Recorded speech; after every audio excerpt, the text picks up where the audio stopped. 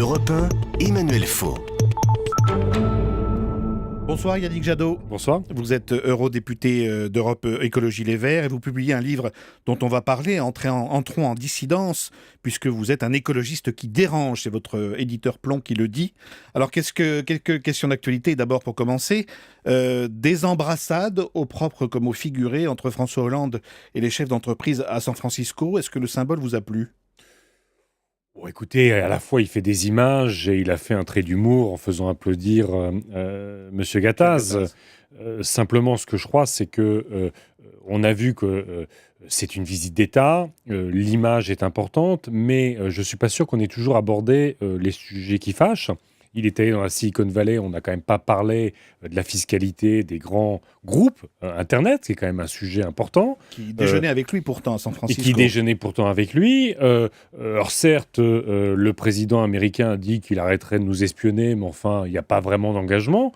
Aux États-Unis, on est quand même dans un pays où, quand le chef de l'État a une relation amoureuse, il s'excuse devant l'ensemble des citoyens américains, mais quand il espionne des dizaines de millions d'Européens, nos dirigeants, nos institutions, il n'y a pas d'excuse, il n'y a pas de clarification. Vous trouvez qu'il y a une fascination de nos dirigeants français en général pour le modèle américain, ce qu'on a vécu là pendant 3 jours Je trouve qu'il y a surtout une fascination aujourd'hui pour la mise en scène. Je veux dire, on a à peu près la même chose quand on a un G8, un G20. Il y a cette idée que si un président français fait des belles photos avec le président américain ou le président chinois, ça montre que la France est encore une grande puissance. Malheureusement, je trouve aussi que la mise en scène est telle que parfois elle peut être aussi synonyme d'impuissance politique. C'est-à-dire qu'on a un peu l'impression que si on a fait la belle photo avec Obama, tout va bien.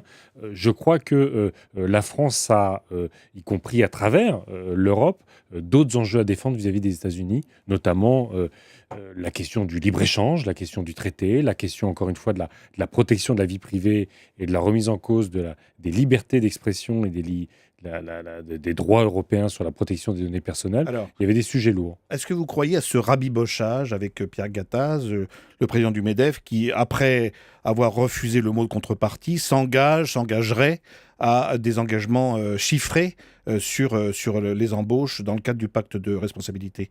Moi, je suis très mal à l'aise avec la mise en scène aussi là de cette connivence un peu conflictuelle entre l'État et le MEDEF. On a un peu l'impression qu'on est dans la France de 1970 où l'État et le patronat vont gérer l'ensemble de l'économie, où on donne 30 milliards aux entreprises et on achète des emplois.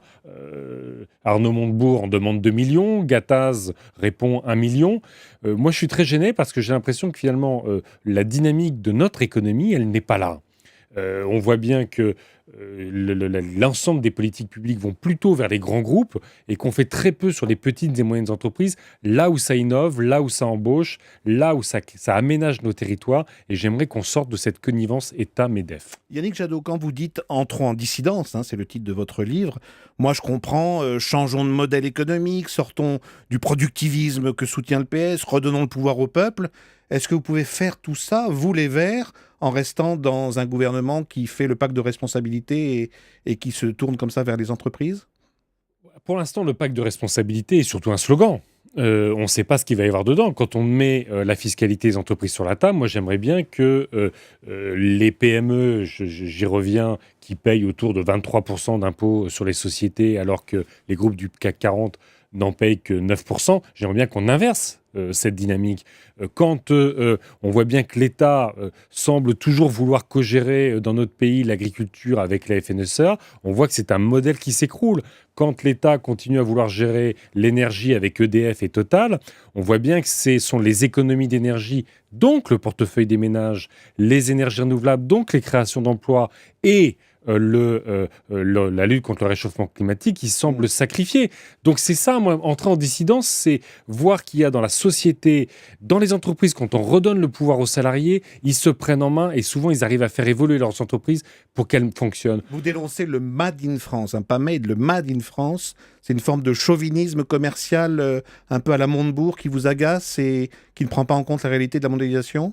Oui, ça prend surtout pas en compte l'importance qu'on arrive à reconquérir de la souveraineté à l'échelle européenne. On a vu le gouvernement, comme le précédent, dérouler le tapis rouge devant Monsieur Mittal, qui déstructure, qui désorganise la filière sidérurgique européenne. Moi, je préférais que Monsieur Montebourg, que le Premier ministre ou le Président de la République s'allient avec leurs collègues européens et qu'on impose un plan pour la sidérurgie à l'échelle européenne. Donc on a cette sorte de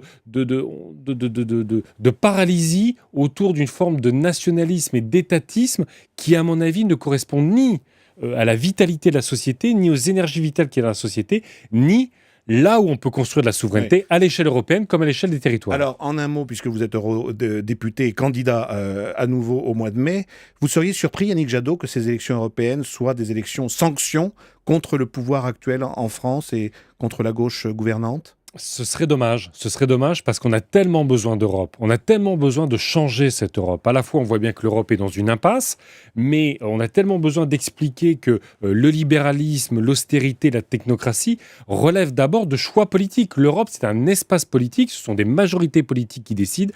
Il faut que ces élections européennes affichent la nécessité d'Europe, mais la nécessité de transformer l'Europe. Et vous plaidez pour une révolution silencieuse, fondée sur les réseaux, la solidarité, le partage et bien sûr l'écologie. Absolument. Merci beaucoup Yannick Jadot Merci d'être venu dans Europe 1000. Le titre de votre livre, Entrons en dissidence, et c'est paru chez Plomb.